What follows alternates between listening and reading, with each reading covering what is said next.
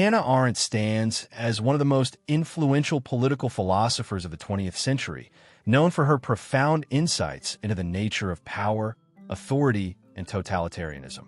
Her legacy is shaped not only by her critical engagement with the political crises of her time, but also by her willingness to confront difficult moral questions about human action, responsibility, and the potential for evil. Arendt's work is marked by its originality, its unwavering commitment to questioning established norms, and its relevance to the challenges of the modern world.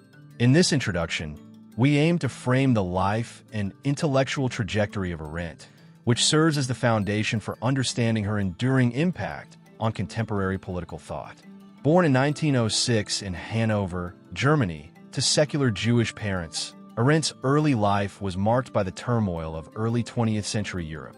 She witnessed the rise of totalitarian regimes, the Holocaust, and a subsequent reshaping of the global political landscape. These events, both personal and historical, influenced her intellectual development profoundly. Arendt's ability to navigate complex political realities, coupled with her acute sense of historical consciousness, made her one of the most incisive analysts of her era. It was the disintegration of the political systems around her, particularly in the context of Nazi Germany and the Holocaust, that first catalyzed her to explore the nature of political power, authority, and the potential for collective violence. Arendt's academic journey began in Germany, where she studied philosophy, theology, and political science. She was deeply influenced by the philosophical works of Immanuel Kant, Friedrich Nietzsche, and most notably, Martin Heidegger. While her relationship with Heidegger was controversial, particularly given his affiliation with Nazism, Arendt's intellectual development under his tutelage laid the groundwork for her later philosophical inquiries. Heidegger's emphasis on existentialism and the question of being significantly shaped Arendt's thinking, especially in regard to human action and the nature of the political realm.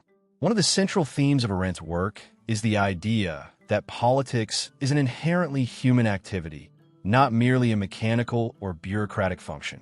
She argued that true political engagement involves the active participation of individuals in the public realm, a space where freedom and plurality can be realized. This vision of politics as a collective endeavor, in contrast to the reduction of politics to institutional frameworks or administrative tasks, became a central theme in Arendt's later works. Her view of political freedom, as articulated in The Human Condition, highlights the importance of human agency and the possibility of genuine collective action. Arendt's early political thought, however, was shaped by the harrowing experience of exile. As a Jew and a vocal critic of the Nazi regime, Arendt fled Germany in 1933, first to France and then, after the fall of France in 1940, to the United States. This experience of forced migration gave her a unique perspective on the relationship between state power and the individual. Arendt's analysis of totalitarianism, which she first explored in her groundbreaking book The Origins of Totalitarianism, 1951, was driven by her firsthand experiences of political oppression and exile. The book offered a deep examination of the historical, social, and psychological roots of totalitarian regimes, focusing on both Nazi Germany and Stalinist Russia. In The Origins of Totalitarianism, Arendt argued that totalitarianism was not merely a form of dictatorship, but a new kind of political system that sought to eliminate the boundaries between the public and private realms. She examined the role of propaganda, the creation of a totalitarian ideology, and the establishment of an all-encompassing bureaucracy that stripped individuals of their political autonomy. Arendt's analysis of totalitarianism has had lasting significance, influencing not only political theorists but also historians, sociologists, and other scholars who have sought to understand the dangers of unchecked power and the erosion of political freedom. Another pivotal moment in Arendt's intellectual life came with her coverage of the trial of Adolf Eichmann, one of the principal architects of the Holocaust. Arendt's reporting on the trial, later published in her book Eichmann in Jerusalem, a report on the banality of evil, 1963, was controversial due to her concept of the banality of evil. Arendt argued that Eichmann was not a monstrous, diabolical figure, but rather an ordinary bureaucrat who, in his pursuit of career advancement, engaged in morally reprehensible actions without fully understanding the consequences. This analysis of Eichmann's ordinariness challenged conventional understandings of evil and morality, prompting debates that continue to resonate today. Arendt's ideas about evil, responsibility, and judgment were pivotal not only in the context of the Holocaust, but also in her broader examination of political life. She contended that the capacity for evil resides not in the nature of certain individuals, but in the structures of power that allow ordinary people to abdicate moral responsibility.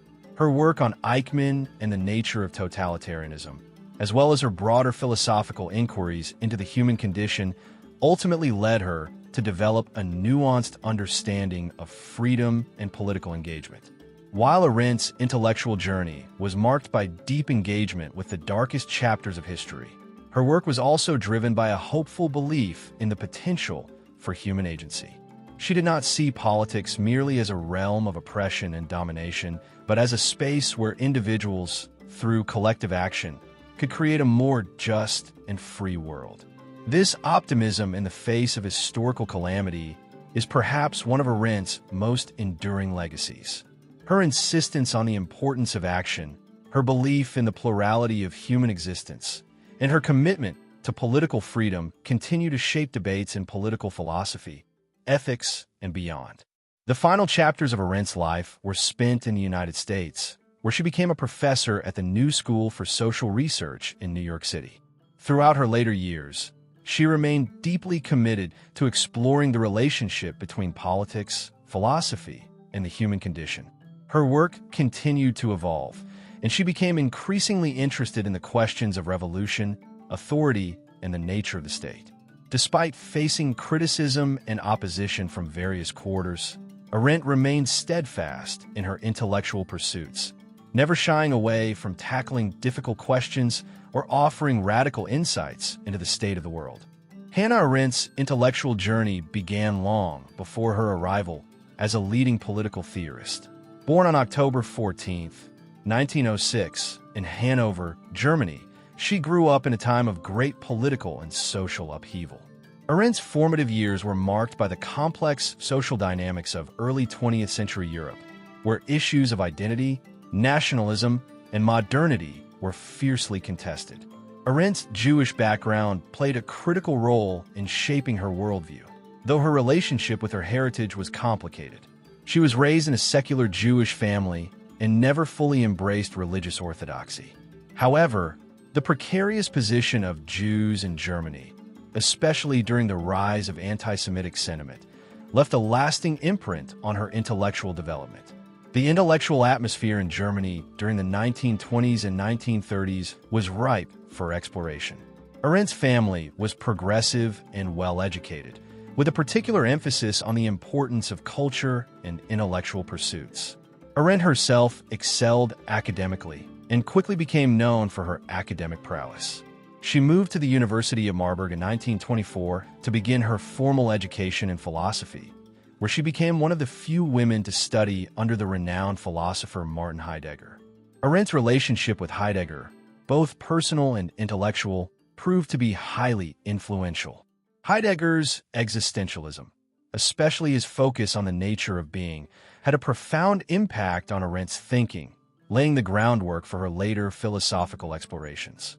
In Marburg, Arendt studied under Heidegger and became closely involved in the intellectual milieu surrounding him. Heidegger's emphasis on the relationship between individuals and the world resonated with Arendt, who was deeply concerned with the existential experience of living in an increasingly alienating world. Heidegger's notion of being as a central philosophical question became an important touchstone for Arendt. However, Arendt was also acutely aware of the limitations of Heidegger's philosophy, particularly his tendency to emphasize individual isolation and alienation. She would later distance herself from his philosophical ideas, particularly after his controversial involvement with the Nazi Party, which was something Arendt never reconciled with. Beyond Heidegger's influence, Arendt was also profoundly shaped by the work of other major intellectual figures of the time. She was introduced to the works of Immanuel Kant, Friedrich Nietzsche, and the political theorist Karl Marx. While she never adhered strictly to any one intellectual tradition, she absorbed key elements from each of these thinkers, developing a complex and interdisciplinary approach to philosophy. For instance, from Kant, she drew her understanding of the importance of judgment and moral responsibility, while Nietzsche's exploration of power and individuality influenced her later writings on authority and totalitarianism. Marx's analysis of class struggle, while not a central concern of her work, provided Arendt with a critical perspective on the economic dimensions of political systems. In 1929, Arendt completed her dissertation at the University of Heidelberg, where she earned her doctorate in philosophy. The subject of her dissertation was on the concept of love in the works of St. Augustine, a topic that reflected her deep interest in the relationship between the individual and the larger social and political world. This intellectual engagement with Augustine's thought offered Arendt insights into the complexities of human relationships, especially the tension between the personal and the political. This early work foreshadowed her later explorations of themes such as authority, power, and responsibility. Despite her academic success, Arendt's life took a dramatic turn with the rise of Adolf Hitler and the Nazi regime. In 1933, as the Nazis came to power, Arendt was forced to flee Germany, as she was both Jewish and a vocal critic of the regime. She left for Paris, where she spent several years in relative obscurity working for Jewish refugee organizations. During this time, Arendt began to focus more intensely on the political developments of the day, particularly the rise of totalitarianism and the erosion of democratic institutions. Arendt's early intellectual life had prepared her for these events. She had already developed a keen sense of the fragility of political systems and the potential dangers of unchecked power. Her time in Paris was marked by both intellectual activity and personal turmoil, while she worked with various refugee organizations, helping Jews escape Nazi persecution. She continued to write and think critically about the political climate in Europe. It was in Paris that Arendt met and married Heinrich Blücher, a German philosopher and former communist. Their relationship was deeply intellectual and emotional, and Blücher's influence on Arendt's thinking should not be understated. He shared her concerns about the dangers of totalitarianism, and together they navigated the complex world of political exile. In 1941, with the threat of Nazi occupation looming, Arendt fled Paris for the United States, where she would spend the rest of her life. She arrived in New York in 1941, and her transition to life in America was challenging. Though she was a well-educated and experienced intellectual, Arendt faced the difficulties of adjusting to a new culture and language. She also struggled to find her place in the American intellectual scene. Nonetheless, her intellectual drive was unshaken, and she quickly became involved in various intellectual circles, including those of Jewish intellectuals in New York. It was in the United States that Arendt would develop many of her most significant ideas and produce her major works. Arendt's time in the United States allowed her to observe firsthand the development of American political and social life. As she became more immersed in American culture, she began to engage more deeply with the challenges of modern democracy, individual freedom, and political action. Her experience as an exile and refugee gave her a unique perspective on the fragility of democratic institutions, especially in times of crisis. This sense of political vulnerability would later inform her analysis of totalitarianism and the dangers posed by ideologies that seek to undermine the fundamental freedoms of individuals. Throughout her early life and academic career, Arendt's thinking was characterized by a unique blend of philosophical inquiry and political activism. She was never content to remain a passive observer of the world. Instead, she sought to understand the structures of power and authority that shape human existence. From her early studies in Germany to her years of exile and eventual arrival in the United States, Arendt's intellectual formation was shaped by her engagement with the most pressing political issues of her time. Her experiences, both personal and intellectual, would lay the foundation for the development of her groundbreaking political theory. Hannah Arendt's intellectual trajectory was heavily shaped by the tumultuous political climate of Europe in the early to mid-20th century, particularly the rise of totalitarian regimes. The 1930s and 1940s were years of political and ideological upheaval, as the world witnessed the expansion of fascism in Italy, Nazism in Germany, and Stalinism in the Soviet Union. These authoritarian movements deeply influenced Arendt's thinking and would lead her to develop some of her most important political ideas, which she would later articulate in her seminal work, The Origins of Totalitarianism. Arendt's initial engagement with totalitarianism can be traced to her personal experiences as a young woman living in Weimar Germany. The collapse of the Weimar Republic and the advent of Adolf Hitler's regime in 1933 marked a profound turning point in Arendt's life and intellectual development. Witnessing the rise of Nazism from within Germany, Arendt became acutely aware of the vulnerabilities inherent in democratic systems, particularly when faced with the consolidation of power by charismatic and ideologically driven leaders. The swiftness with which Hitler and the Nazi Party managed to dismantle the democratic institutions of the Republic provided Arendt with a crucial lens through which to examine the nature of authoritarianism and totalitarianism. Arendt's early political thought was shaped by her personal and intellectual engagement with the dangers of ideological movements that sought to consolidate power under a single, all-encompassing authority. As a Jewish intellectual and a critic of the Nazi regime, she was forced to leave Germany in 1933, escaping to Paris. There, she continued her work with Jewish organizations, helping to facilitate the emigration of Jews from Germany to safer territories. During this period of exile, Arendt's focus shifted toward understanding the ideological roots of totalitarianism, which she would later identify as one of the key political phenomena of the 20th century. Her analysis of totalitarianism, particularly its emergence in Nazi Germany and Stalinist Russia, formed the basis of her most significant intellectual contribution during her early years in exile. Totalitarianism, as Arendt saw it, was a political system unlike any other. It was not merely a dictatorship or tyranny, but a new form of rule that sought to control every aspect of an individual's life, both public and private. Arendt argued that totalitarian regimes were defined not only by their centralization of power, but by their capacity to penetrate all spheres of social existence and transform individuals into mere instruments of the state. The totalitarian system, according to Arendt, created a situation where the individual was deprived of any meaningful political agency, and where truth was no longer based on objective reality, but on the ideological narratives constructed by the regime.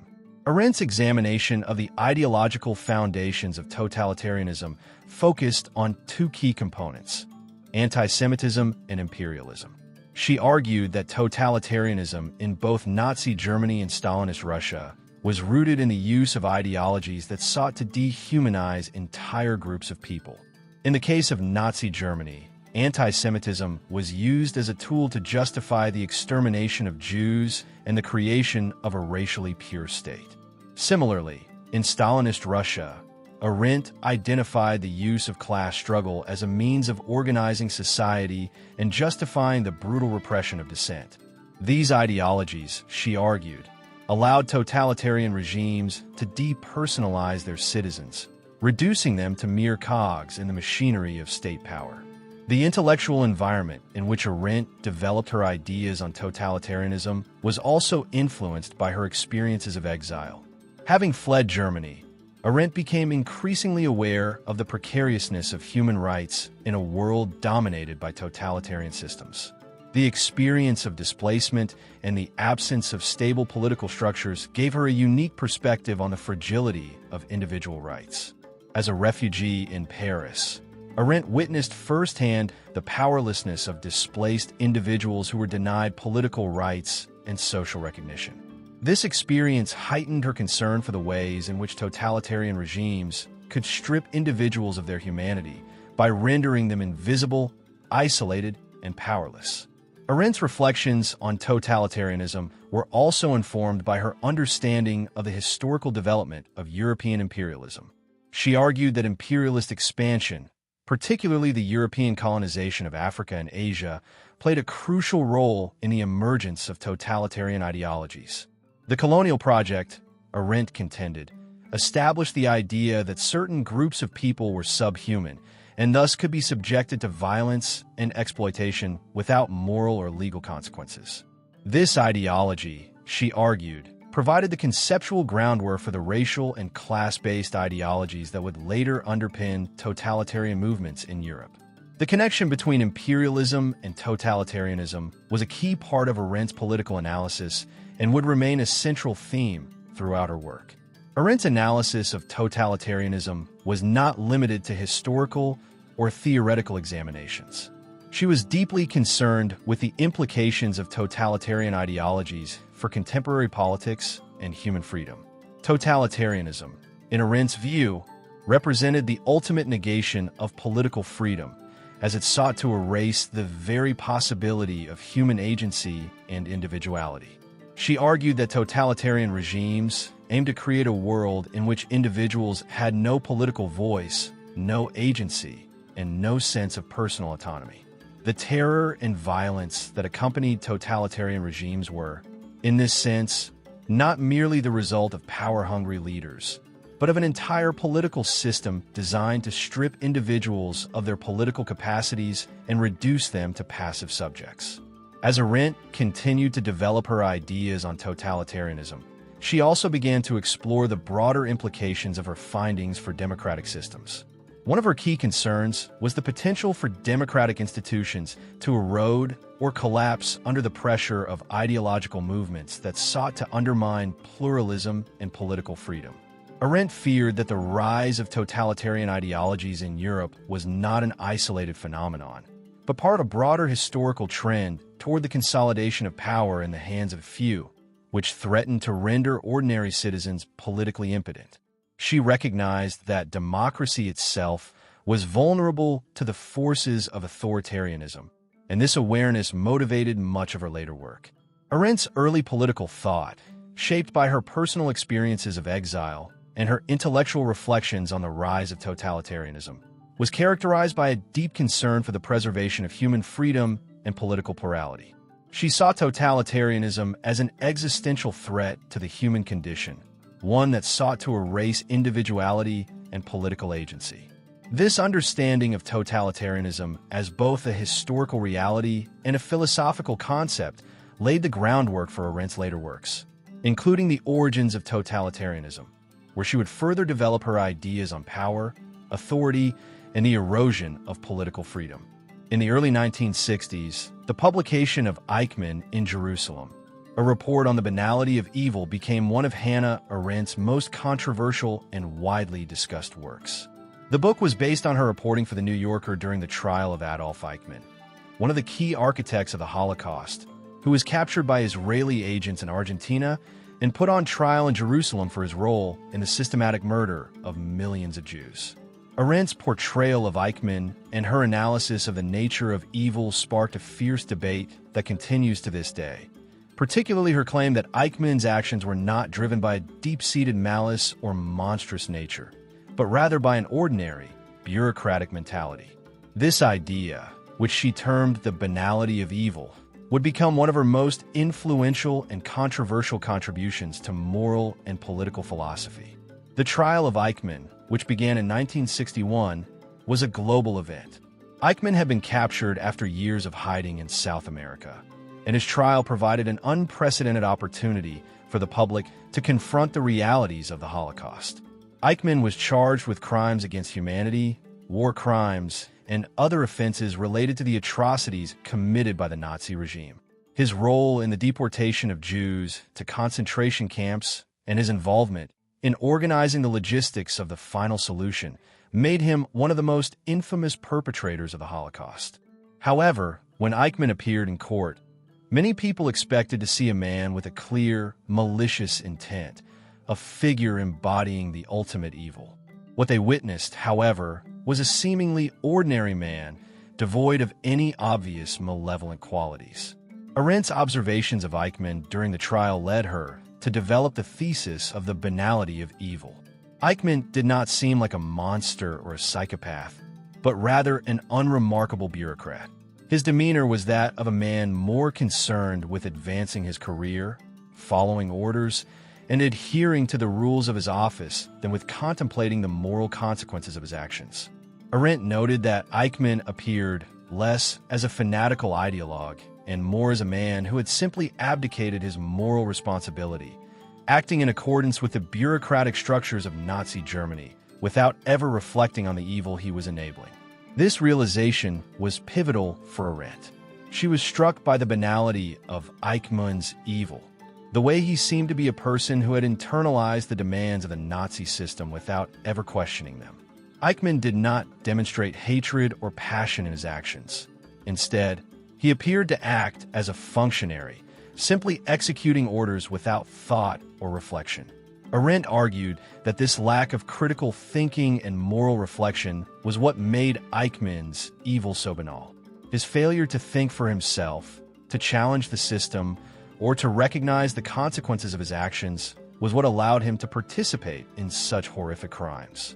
In Arendt's view, Eichmann's greatest crime was not his fanaticism, but his inability to recognize his own humanity and moral responsibility. Arendt's portrayal of Eichmann was not simply a critique of the man himself, but also a larger commentary on the nature of evil in the modern world. For Arendt, Eichmann embodied the dangers of bureaucratic systems that prioritize efficiency, obedience, and the following of rules above moral judgment. The very structure of the Nazi regime, with its focus on obedience to authority and its dehumanizing policies, enabled Eichmann and others to carry out atrocities without ever confronting the moral consequences of their actions.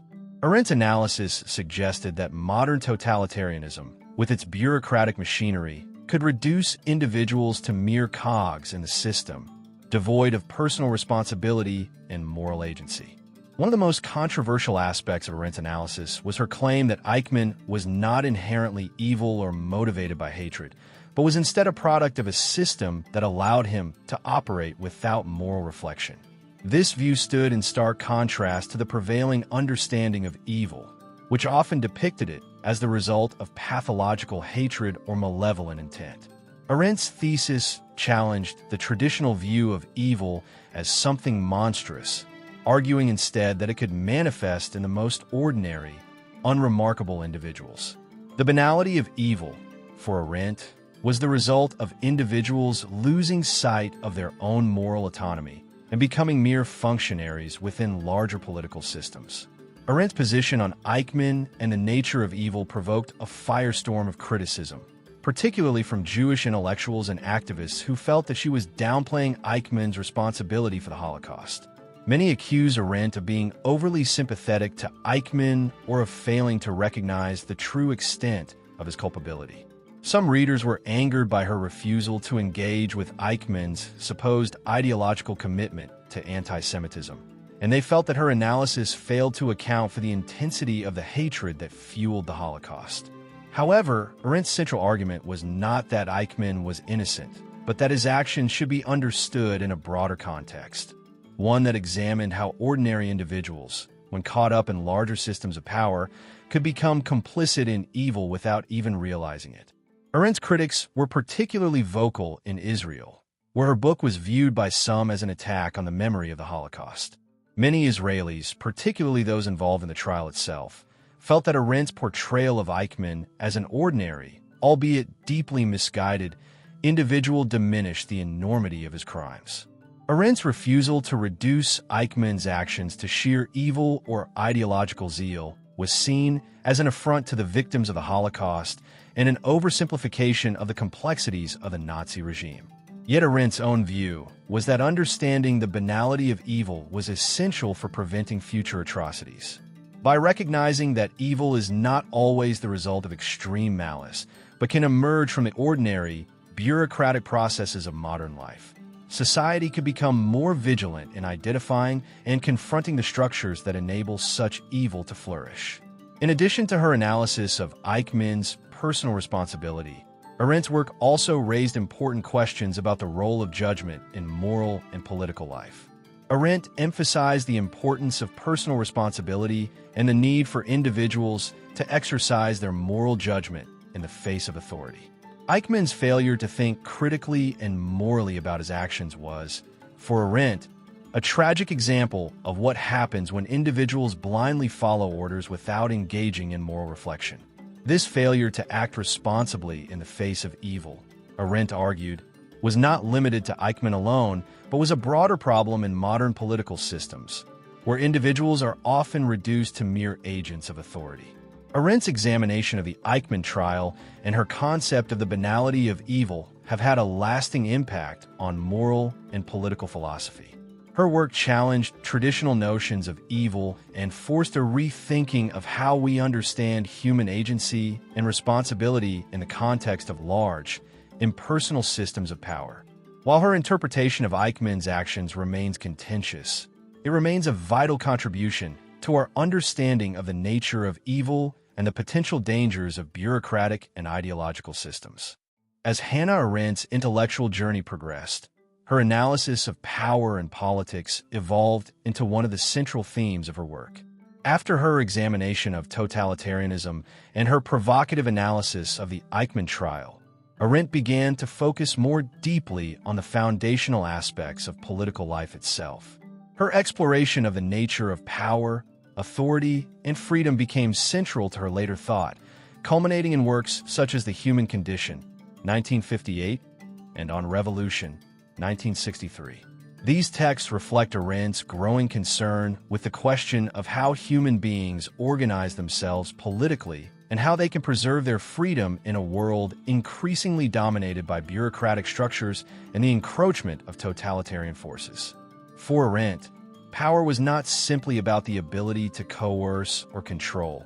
It was a shared, collective force that emerges through action and speech in the public realm. Power, in her view, is fundamentally relational and arises when people come together to act in concert. This understanding of power was a radical departure from traditional political theories that often viewed power as a hierarchical or top-down force, wielded by leaders or institutions over the masses. Instead, Arendt argued that true power emerges only when individuals act collectively and in solidarity. It is not the power of one person over another, but the power that arises in the interrelation of individuals engaged in a common purpose. This concept of power was central to Arendt's understanding of politics.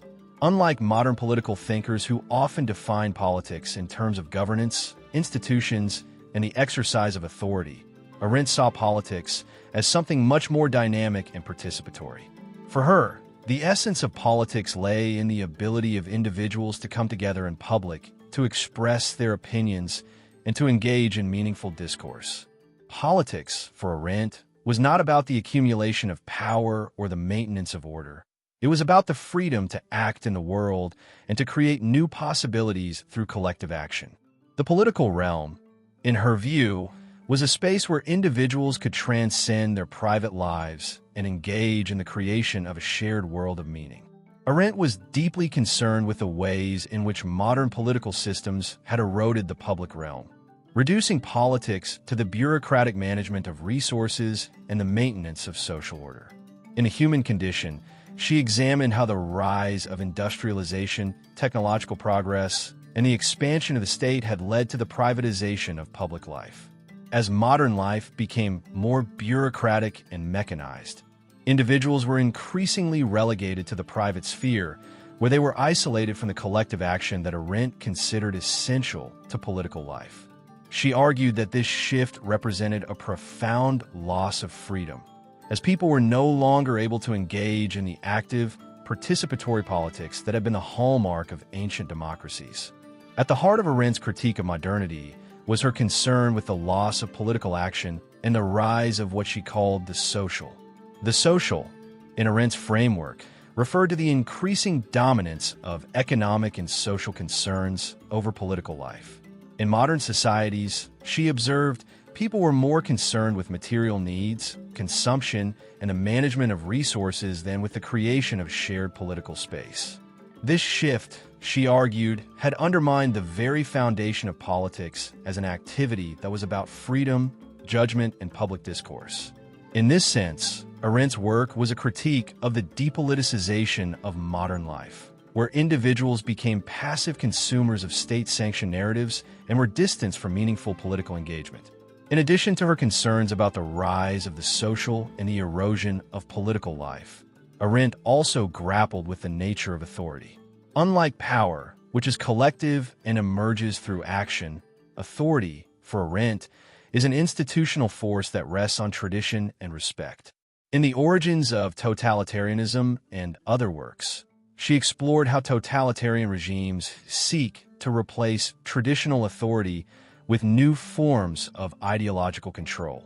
In contrast to power, which is exercised through collective action, authority is about the ability to command respect and obedience without the need for force.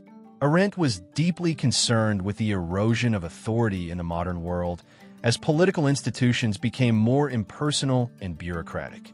One of the most striking aspects of Arendt's thought on power was her insistence that power, when it is truly political, is fragile and dependent on the active participation of citizens.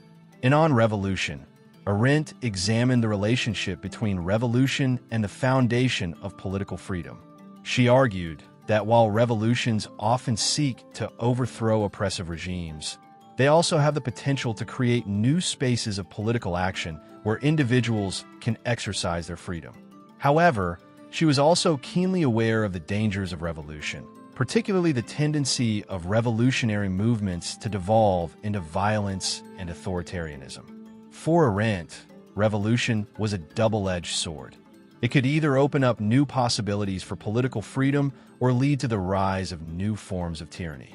Arendt's examination of revolution and its relationship to freedom was informed by her study of both the French and American revolutions. She admired the American Revolution for its emphasis on the creation of a new political space based on the principles of equality and freedom. However, she was critical of the French Revolution, which she saw as having been hijacked by ideological fervor and the drive for vengeance, leading to the Reign of Terror.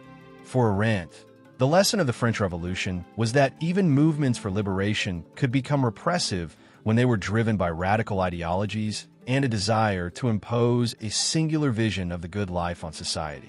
A key component of Arendt's thought on politics and power was her belief in the importance of plurality. For her, politics was fundamentally about the coexistence of different perspectives, voices, and experiences. She saw the political realm as a space where individuals could engage in dialogue and negotiation, where they could confront differences and find ways to live together in a shared world. This idea of plurality was central to her critique of modern politics, which she saw as increasingly characterized by the suppression of difference in favor of uniformity and consensus. In her view, true political freedom could only be realized in a world where people were free to express their unique perspectives and to participate in the creation of a common world. At the same time, Arendt was deeply concerned with the dangers of totalitarianism, which she saw as the ultimate expression of the suppression of plurality. Totalitarian systems, she argued, sought to eliminate political freedom by imposing a single, totalizing ideology on society. In such regimes, there was no room for difference or dissent, and the political realm was reduced to a monolithic structure of power. Arendt's commitment to plurality and freedom was, therefore, a direct response to the totalitarian threat she had witnessed in Nazi Germany and Stalinist Russia. In her later work, she continued to emphasize the importance of safeguarding political freedom and resisting the forces that sought to diminish the pluralistic nature of the public realm. Arendt's work on power and politics was not simply an abstract intellectual exercise. It was a deeply political project aimed at understanding how to preserve and protect freedom in an increasingly complex and bureaucratic world. Her ideas have had a lasting impact on political theory, influencing debates about democracy, authoritarianism, and the nature of political power. Arendt's vision of politics as a realm of freedom, action, and plurality offers a powerful antidote to the depoliticization and bureaucratic tendencies of modern life. As the 20th century unfolded, political life in Europe and beyond faced tremendous upheaval, and Hannah Arendt's intellectual responses were deeply shaped by the turbulence of the era. The rise of totalitarian regimes, the aftermath of World War II, and the ideological battles that marked the Cold War all contributed to the crisis of modernity, a crisis that Arendt understood as the collapse of traditional political frameworks and the erosion of meaningful public life. Her reflections on modernity, particularly in her later works, centered on the ways in which modern life seemed to alienate individuals from their sense of agency, responsibility, and moral judgment. She believed that modernity's embrace of technological rationalization, bureaucratic systems, and consumerism had led to an erosion of meaningful political action, leaving humanity in a precarious position. At the heart of Arendt's critique of modernity was the question of how human beings had come to lose their sense of political agency. Modern society, she argued, had shifted from a world of active participation in politics to one of passive consumption and administration. The rise of bureaucracy, a product of industrialization and the expansion of the state, had transformed human beings into mere cogs in a vast machine, where individual action was subordinated to the impersonal logic of efficiency. This transformation was not only political, but also existential, as people found themselves increasingly alienated from the processes that govern their lives. Arendt saw this development as a central feature of the crisis of modernity. Human beings were losing the capacity to act freely in the world and to engage meaningfully in the political sphere. One of the key dimensions of Arendt's critique was her analysis of the role of technology in modern life. Arendt did not oppose technological progress per se, but was deeply concerned with the ways in which technology had been integrated into the fabric of political and social life. In her work, she often distinguished between work and action. While work, in the modern sense, had come to be defined by mechanized processes and the pursuit of efficiency, action was understood as the realm of human freedom and creativity. Action, for Arendt, was what made politics possible. It was the ability to bring something new into the world through human interaction, the ability to forge relationships and create collective meaning. In contrast, the technological focus on production, utility, and the management of resources, she argued, reduced the space for true action and political engagement. Technology, under these conditions, became a force that distanced individuals from the act of thinking and engaging with the world. Arendt was particularly critical of the way in which the modern age, with its emphasis on utility, sought to subordinate human beings to a world of objectivity and calculation. She viewed the technocratic impulses of modern politics as an assault on the very idea of human freedom.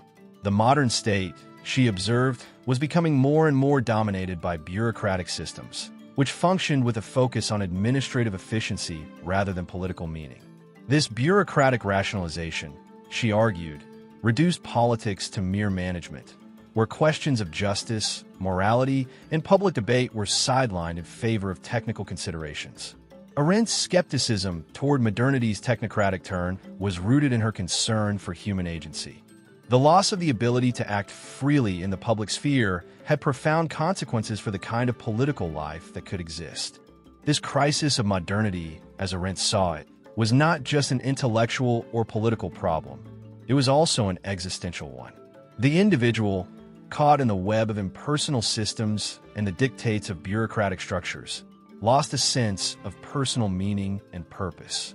Arendt's early experiences as a Jewish woman in Nazi Germany had shown her the catastrophic consequences of such alienation. The totalitarian regimes she studied were built on systems that dehumanized individuals, reducing them to mere units within a vast and impersonal machine. Arendt feared that the bureaucratization and technological rationalization of modern life were pushing humanity toward a similar fate, one where individuals would be increasingly disconnected from their capacity for independent thought, action, and moral judgment. Arendt's conception of the banality of evil, explored in her Eichmann work, was in many ways a product of her concern with the dehumanizing effects of modern bureaucracies. In this view, evil is not necessarily the product of radical ideologies or fanaticism, but rather the result of a loss of personal responsibility, where individuals simply follow orders or operate within the confines of an impersonal system without considering the moral implications of their actions. Arendt saw this phenomenon as particularly dangerous in modern political systems, where technology and bureaucracy facilitated the rise of regimes that could commit large-scale atrocities without the perpetrators ever truly confronting the consequences of their actions. The crisis of modernity, for Arendt, was tied to the collapse of individual judgment and responsibility in the face of overwhelming systems of power. Arendt was also critical of the way in which modernity had reshaped human relationships. The rise of mass society, consumer culture, and the dominance of the nation-state had altered the nature of human connections.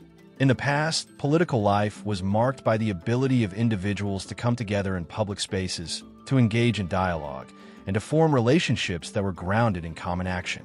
In modern society, however, Arendt observed that many of these spaces had been replaced by private, individual pursuits.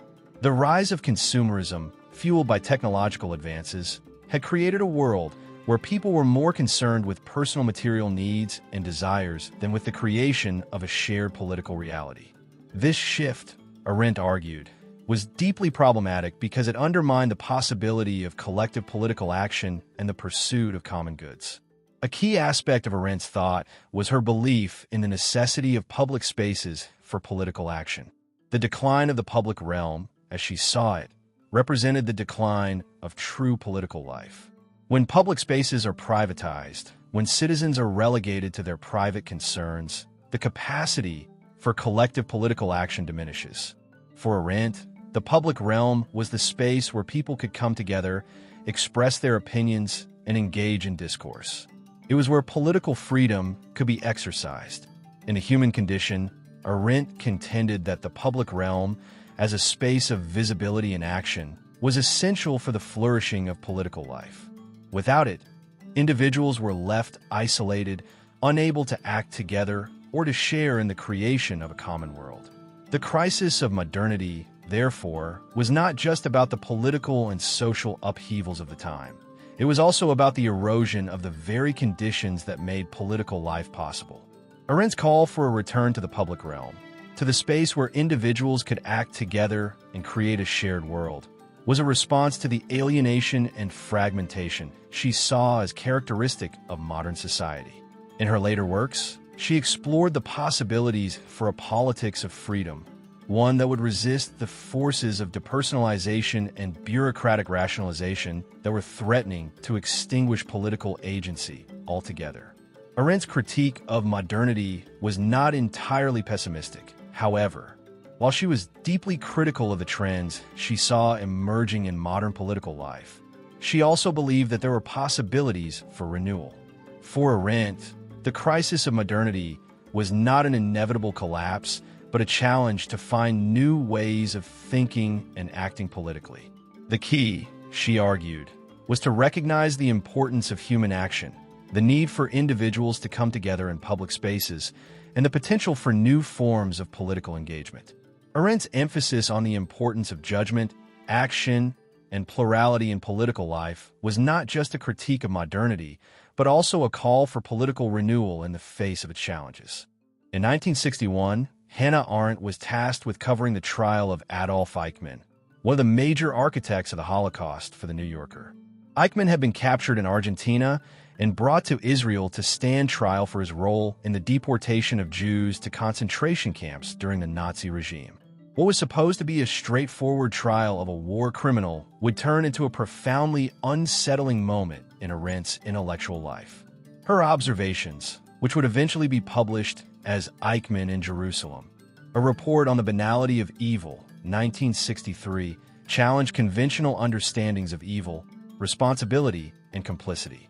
This event marked a pivotal moment in Arendt's career, one that forced her to confront the complexities of human behavior under totalitarian regimes and the limits of moral judgment in a bureaucratic system.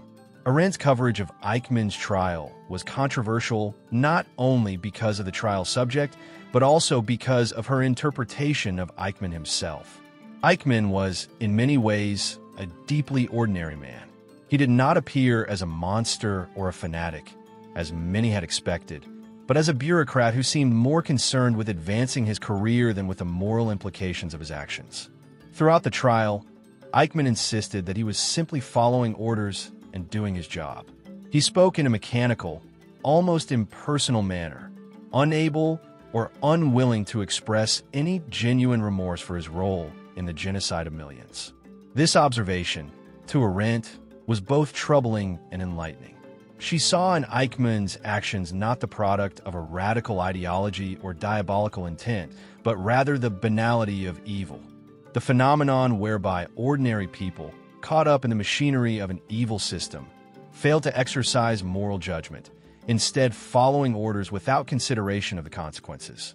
The concept of the banality of evil became one of ARENDT's most famous and most controversial ideas.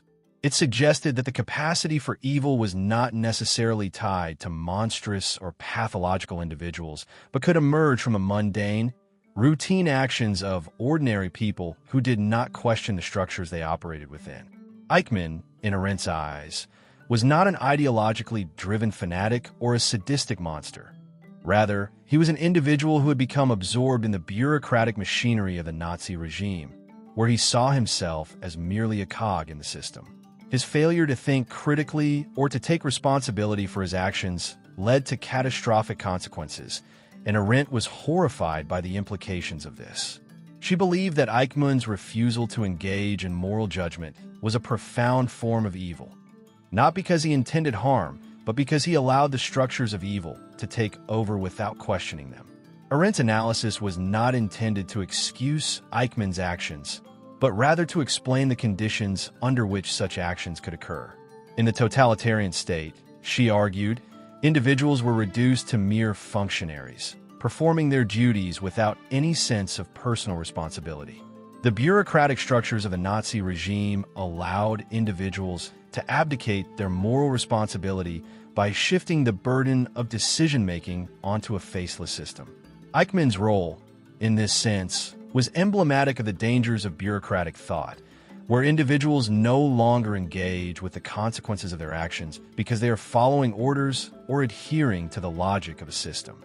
ARENDT's interpretation pointed to the terrifying possibility that evil could be committed not by individuals who consciously seek to harm others, but by those who uncritically follow orders in a morally bankrupt system. This notion of the banality of evil sparked intense debate. Many critics, particularly those who had lived through the horrors of the Holocaust, found ARENDT's portrayal of Eichmann to be a betrayal. They argued that ARENDT was excusing Eichmann's actions by focusing on his ordinariness and his lack of ideological commitment. They believed that Eichmann, as a high-ranking official in the Nazi regime, was fully complicit in the genocide, and that ARENDT's portrayal of him as a mere bureaucrat diminished the gravity of his crimes.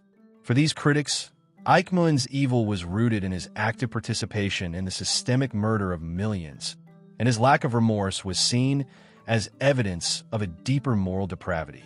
ARENDT, however, was not claiming that Eichmann was blameless.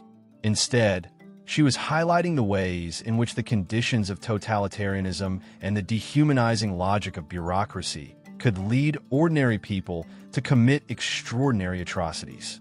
By focusing on Eichmann's ordinariness, ARENDT sought to show that evil did not always emerge from a desire to do harm, but from the absence of thinking critically about one's actions and their implications.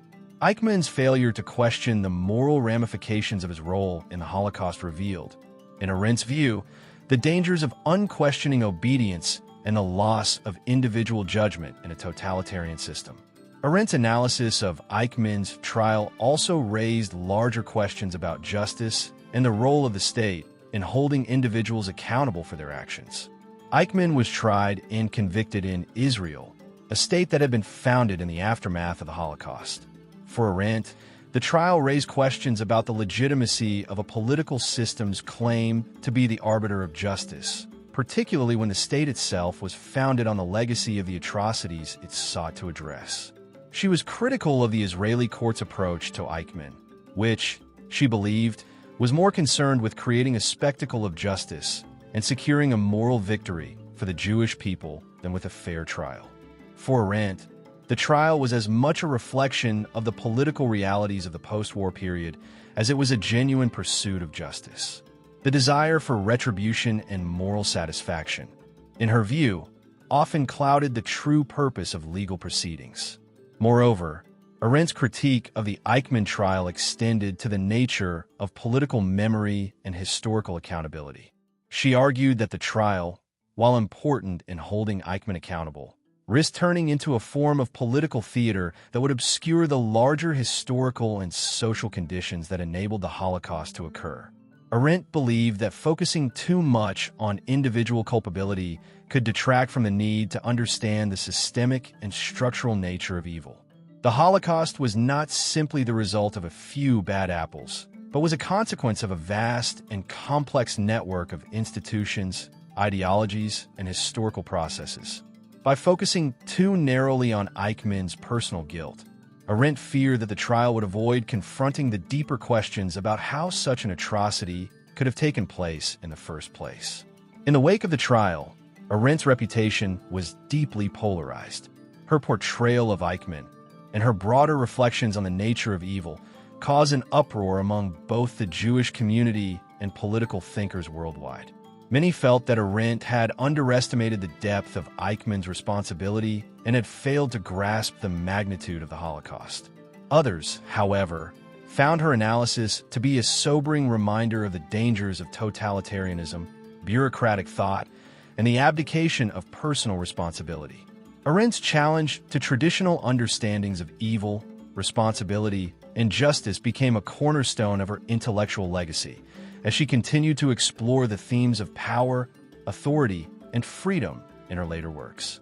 Arendt's reflections on Eichmann were also part of her broader critique of modernity, particularly the ways in which modern bureaucratic systems were capable of facilitating mass atrocities.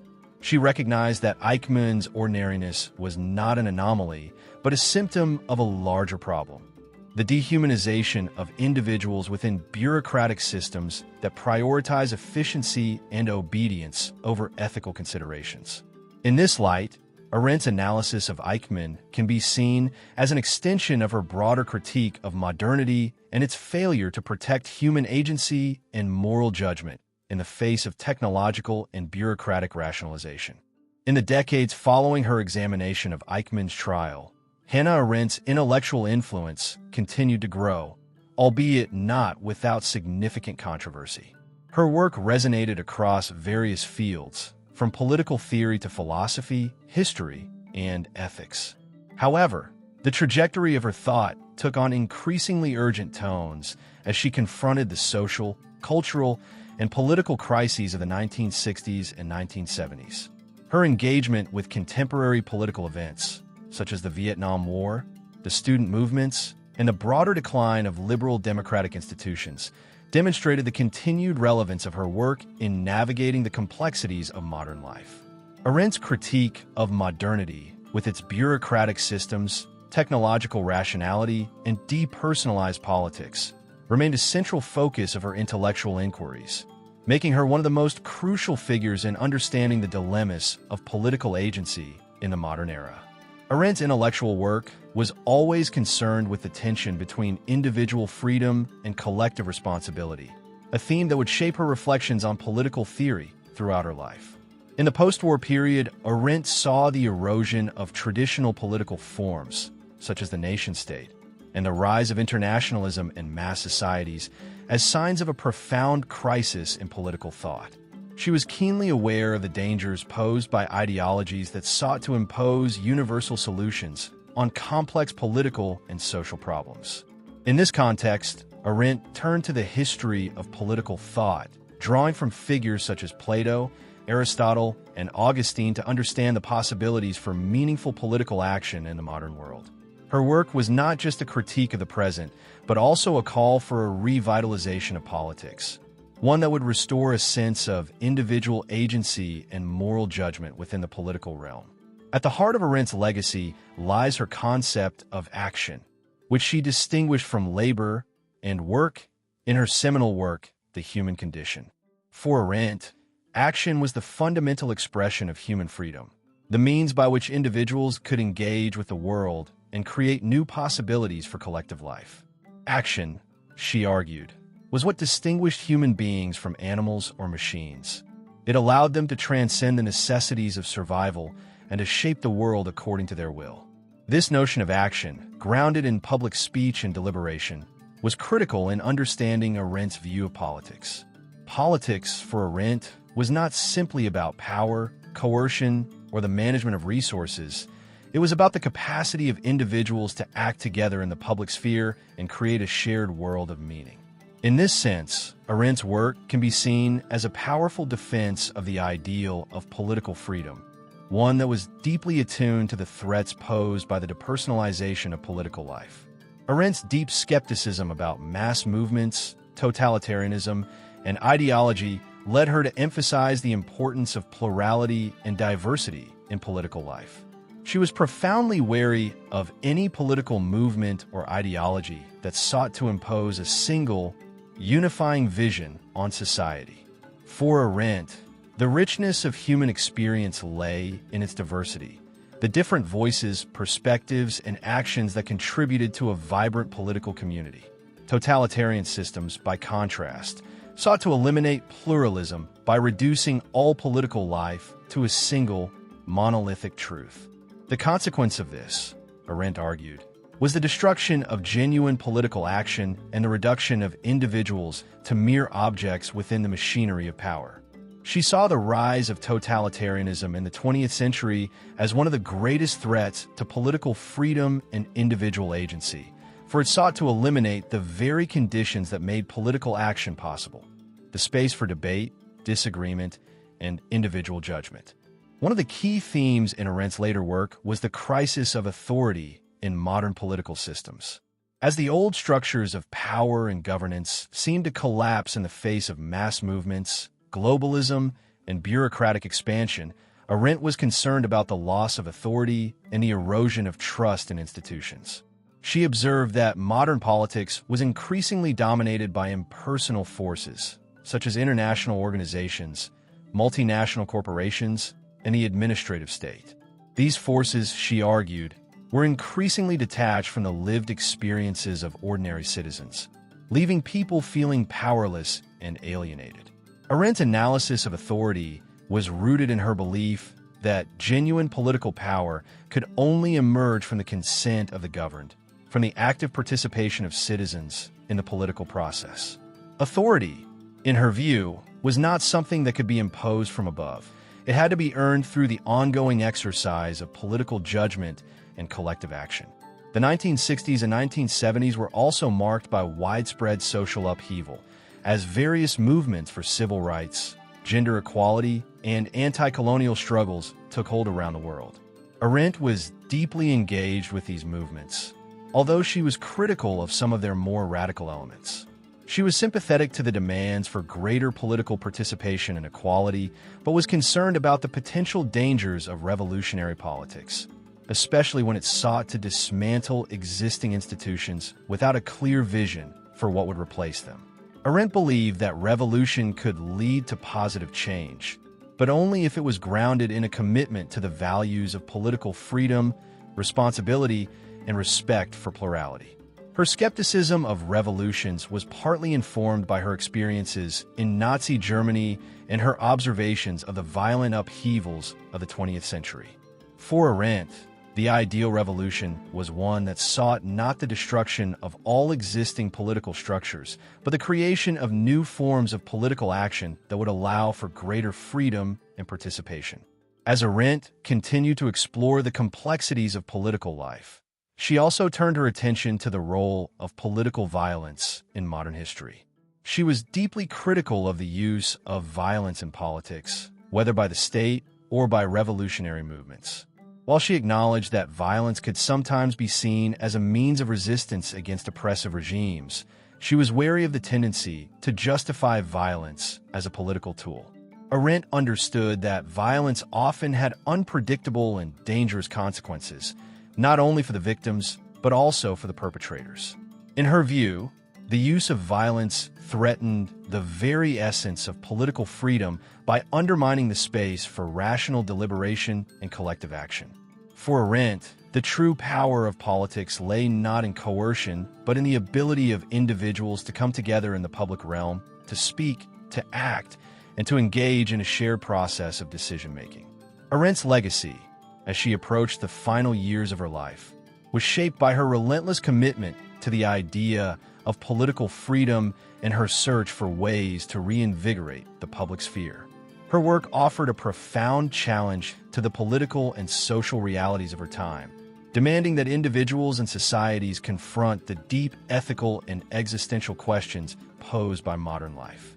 Her critiques of totalitarianism, bureaucracy, and the erosion of public life were prescient, as the problems she identified in the mid-20th century have continued to resonate in the 21st century. Arendt's vision of politics, centered on human agency, plurality, and moral judgment, remains a touchstone for contemporary political thought. Arendt passed away in 1975, but her influence continued to grow in the years following her death. Her work became increasingly important for those grappling with the challenges of the post-World War II world, particularly as new forms of authoritarianism, technocratic governance, and political alienation emerged. In the decades that followed, Arendt's ideas would inspire new generations of thinkers and activists, eager to grapple with the dilemmas of modern politics and to imagine a future in which political action could once again be infused with meaning, responsibility, and collective agency. Hannah Arendt's intellectual life was marked not only by the boldness of her political ideas, but also by the personal and emotional challenges that shaped her worldview.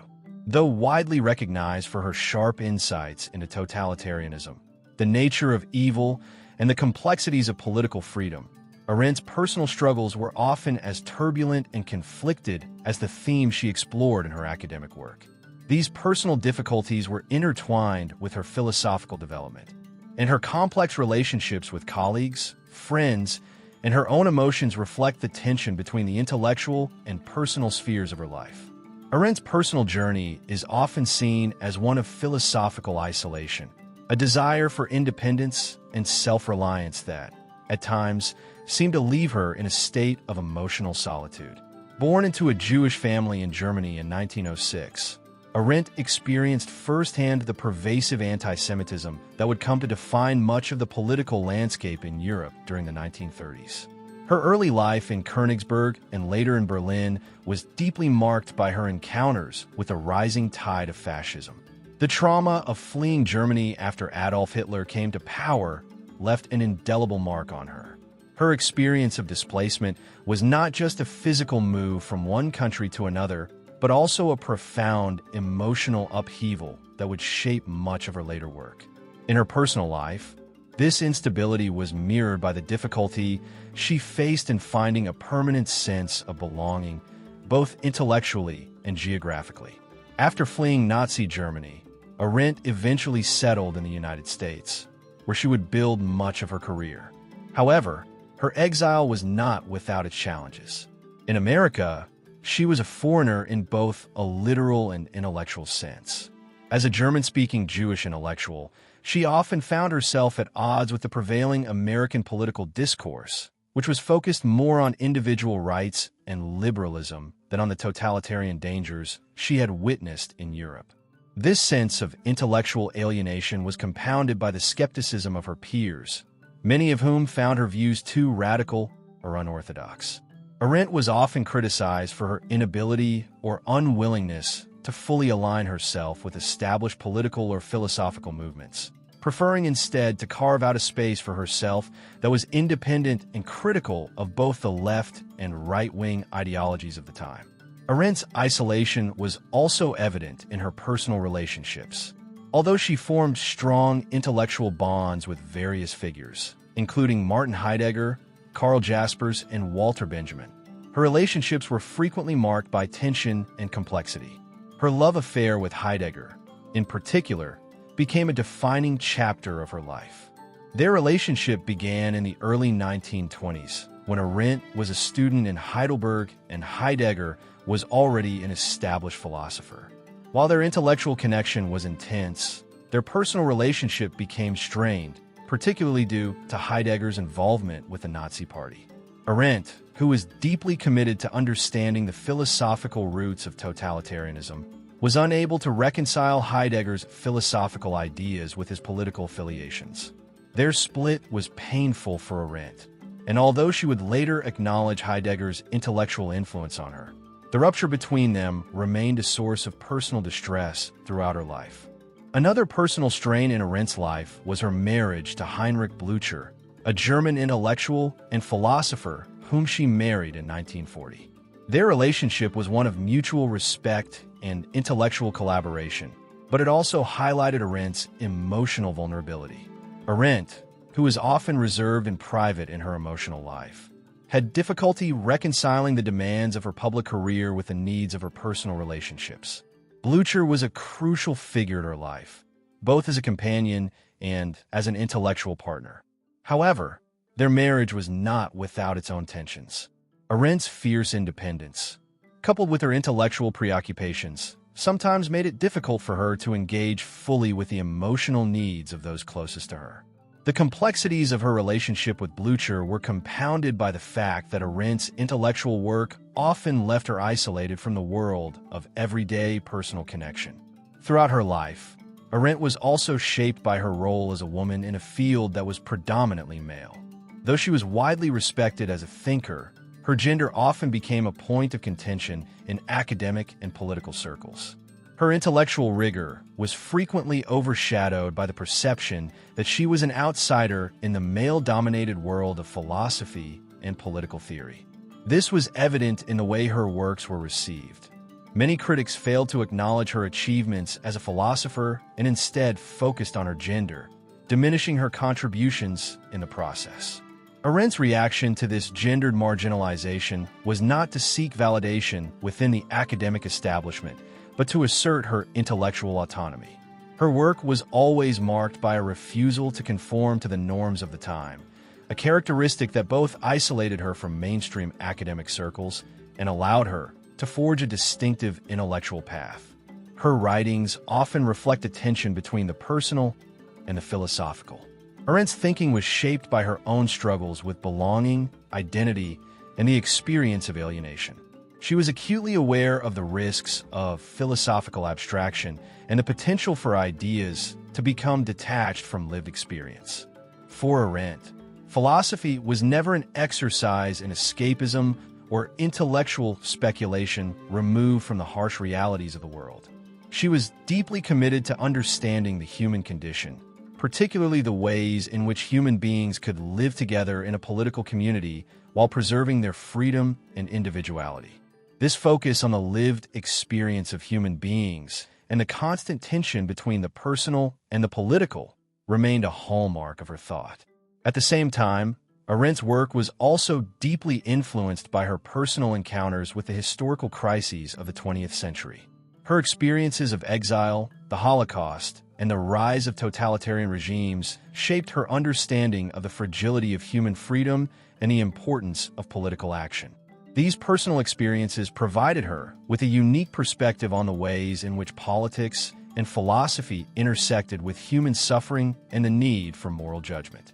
Her intellectual quest was always one of confronting the difficult questions posed by history, and her personal life was inseparable from this intellectual pursuit. The personal crises she endured were reflected in the larger political questions she sought to answer. Despite the isolation that marked much of her life, Arendt's intellectual output was prolific. She published influential works such as The Origins of Totalitarianism and The Human Condition, which would become cornerstones of 20th century political thought. These works, among others, were products of Arendt's ability to transcend her personal difficulties and engage deeply with the pressing issues of her time. Her personal struggles, while undeniable, did not define her intellectual legacy. Instead, her refusal to conform to intellectual orthodoxy, her independence of thought, and her commitment to understanding the complexities of human freedom ensured that her work would continue to be relevant long after her death. The legacy of Hannah Arendt remains one of the most profound and enduring influences in modern political theory. Though she passed away in 1975, her ideas continue to shape the landscape of contemporary philosophy, political science, and social theory. Arendt's engagement with the nature of political freedom, the dangers of totalitarianism, and the complexities of human action remains remarkably relevant to the challenges of the present day. Her work speaks to the pressing concerns of our time: the rise of authoritarianism, the erosion of democratic institutions, the crisis of public life, and the ongoing struggles for justice and human dignity. In many ways, Arendt's thought has never been more vital than it is today, as her warnings about the fragility of political freedom and the dangers of political passivity continue to resonate across the globe. One of the key aspects of Arendt's legacy is her conception of political action, which stands in stark contrast to many modern political philosophies.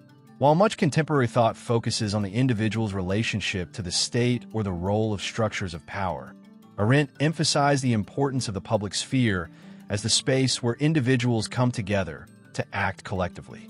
Her understanding of politics was rooted in the idea of freedom as participation, the ability of individuals to engage with others in the shaping of their common world. In an age increasingly dominated by technology, bureaucracy, and impersonal institutions, Arendt's vision of politics as a space for human interaction and shared meaning remains a compelling alternative to the atomization and depersonalization of modern political life. At the heart of Arendt's thinking is her commitment to pluralism and diversity. She argued that true political freedom could only emerge in a context where different voices, experiences, and perspectives could be expressed and heard. In this sense, Arendt's thought is profoundly democratic, not in the sense of majority rule or electoral politics, but in the sense of a politics grounded in the active participation of individuals who, by virtue of their differences, can contribute to the creation of a shared world. Arendt's emphasis on pluralism is particularly relevant in the contemporary moment, as societies around the world grapple with issues of identity, inclusion, and representation. In an era marked by increasing political polarization, her call for dialogue and mutual understanding remains a powerful challenge to the forces of division and extremism. Arendt's critique of totalitarianism, which she explored in The Origins of Totalitarianism, remains one of her most influential contributions to political thought. Her analysis of the rise of totalitarian movements in the 20th century, particularly Nazism and Stalinism, offers crucial insights into the mechanisms of political oppression and the ways in which ideologies can dehumanize individuals. Arendt's concept of the banality of evil, introduced in her report on the trial of Adolf Eichmann, continues to reverberate in discussions of political violence, state-sponsored atrocities, and the ways in which ordinary individuals can become complicit in systems of oppression. In today's world, where we witness the resurgence of authoritarianism, nationalism, and populist movements, Arendt's warnings about the dangers of unchecked power and the erosion of moral judgment remain profoundly timely. Arendt's work also speaks to the ongoing challenges of political violence. Her skeptical stance toward the use of violence in political struggles, whether by states or revolutionary movements, remains a powerful challenge to contemporary debates about the legitimacy of force in the pursuit of political goals. Arendt argued that violence, even when wielded in the name of liberation or resistance, often leads to unintended and tragic consequences. Her insistence on the primacy of political action, action rooted in speech, debate, and collective decision-making, offers a potent alternative to the logic of violence that dominates many political discourses today. In an age where political violence seems to be on the rise, Arendt's call for nonviolent political engagement remains a crucial touchstone for those seeking to address the world's problems without resorting to destruction. Her focus on the importance of judgment also offers an important lesson for contemporary politics. Arendt's concept of judgment is deeply connected to her broader understanding of human agency. For Arendt, judgment is not simply the ability to make decisions based on pre-established rules or ideologies. It is the capacity to think critically and independently, to evaluate situations in light of their unique context, and to make choices that are informed by moral considerations. In today's fast-paced, media-saturated environment, where political decisions are often reduced to sound bites or party lines, Arendt's emphasis on reflective judgment is a reminder of the need for critical thinking in the public sphere. Her call for individuals to take responsibility for their actions and decisions, to consider the consequences of their choices, and to engage in collective deliberation is an antidote to the intellectual complacency and ideological rigidity that often define modern politics. Moreover, Arendt's reflections on the relationship between the public and private realms remain strikingly relevant. She was deeply concerned about the ways in which the modern world had blurred the lines between the private and the public, particularly with the rise of the bureaucratic state and the depersonalization of political life. In her work, Arendt stressed the importance of maintaining a distinction between the private sphere, where individuals engage in personal, familial, and economic matters, and the public sphere, where individuals come together as citizens to engage in political deliberation. In a time when surveillance, social media, and the constant exchange of personal information have eroded the boundaries between the public and private, Arendt's insights into the importance of preserving a space for political action that is free from the encroachments of private interests and state power are more relevant than ever. Arendt's influence also extends to her work on the nature of history and memory. Her exploration of the ways in which historical events are remembered and narrated, especially in the context of the Holocaust, offers a powerful lens for understanding the dynamics of collective memory and the role of storytelling in shaping political identities. Arendt was deeply concerned with the distortion of historical events, particularly when those distortions served to justify political agendas or perpetuate ideologies of oppression. Her insistence on the need for an honest reckoning with the past continues to resonate in discussions about historical revisionism, national identity, and the politics of memory.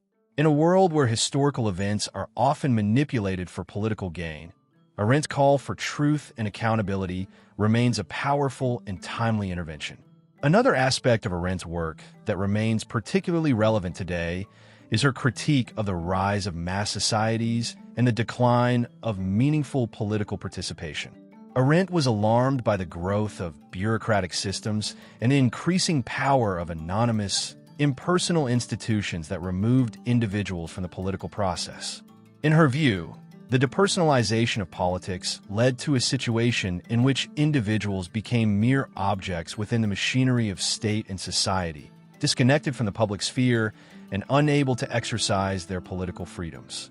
In today's world, where global institutions, multinational corporations, and technocratic governments increasingly shape the lives of individuals, Arendt's critique of mass society serves as an important warning about the dangers of losing individual agency and political autonomy. Arendt's vision of politics as a space for human action, judgment, and freedom continues to inspire political theorists, activists, and citizens around the world. Her work has had a profound impact on contemporary discussions of democracy, justice, and human rights. Whether in the context of grassroots movements for social change, critiques of authoritarian regimes, or debates about the future of democracy, Arendt's insights provide a framework for understanding the challenges of living together in a common world. Her emphasis on the importance of human agency, moral judgment, and public engagement offers a path forward for those seeking to address the political and social crises of our time. In conclusion, the enduring influence of Hannah Arendt is a testament to the power of her ideas and the depth of her intellectual vision. Her work offers a profound challenge to contemporary political thought and provides critical tools for understanding and navigating the complexities of modern life. As we continue to face the challenges of authoritarianism, political violence, social fragmentation, and the erosion of democratic values, Arendt's work serves as a reminder of the importance of political freedom, the necessity of judgment, and the need for active participation in the public realm. Her legacy continues to inspire and guide those who seek to build a more just, democratic, and humane world.